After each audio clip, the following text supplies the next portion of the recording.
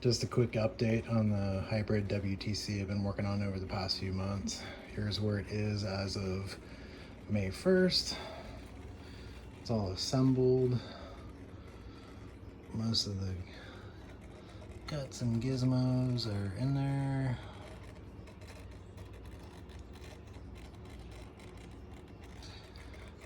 I've reinstalled the gyro, which is right there. And the unit's currently hooked up to the power supply.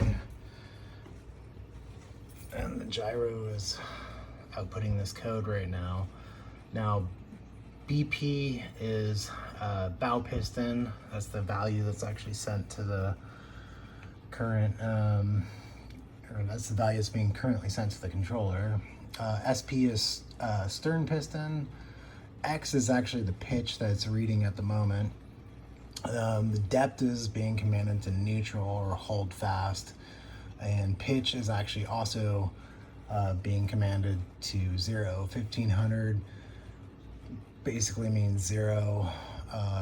You drop down in the number, it's a negative reading, override, and if it goes up to 2000, that's a positive degree override.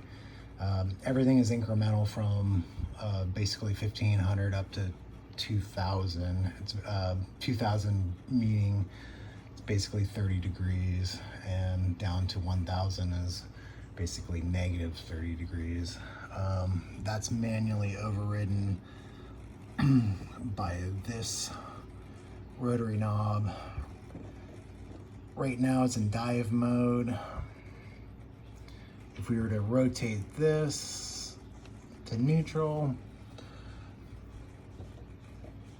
then we're basically in manual mode. And what manual mode does is it just gives the operator basically control over both the pistons manually. Down is dive, middle is neutral, up is surface.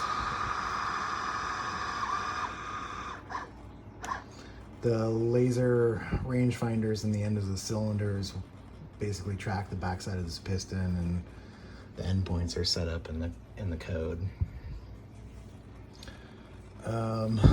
If we rotate this into, let's say, the dive trim mode, we can kind of see this goes from manual, and when we get into dive trim mode, it switches to dive trim.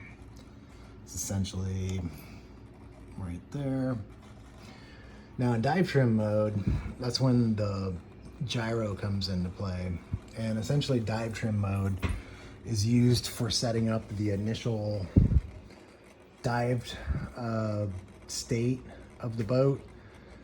And when it's rotated to the same point over here and surfaced, you can set up the surfaced trim mode.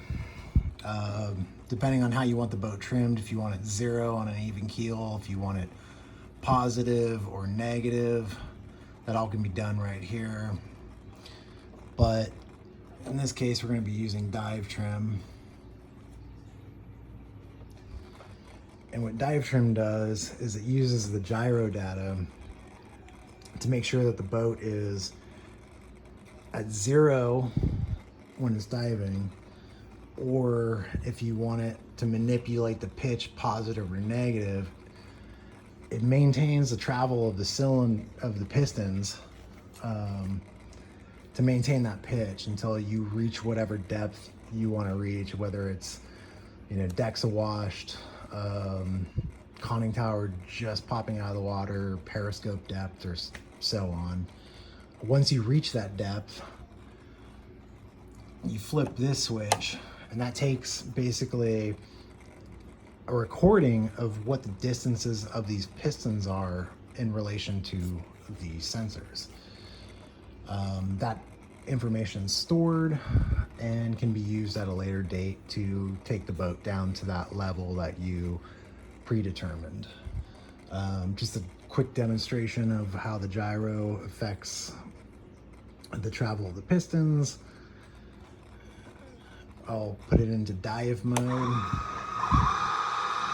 Now, both pistons are moving. If I was to pick the boat up, tilt it, that one stops, that one keeps moving. Same thing, that one keeps moving, that one is stopped. One's back on the moving keel, they both move at the same time.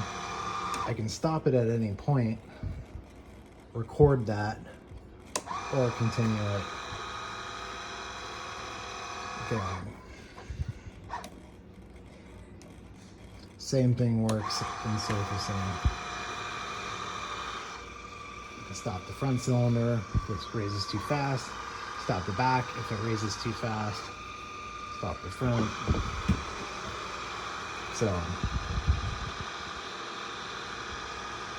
The limit switches or the laser distances are basically always on point.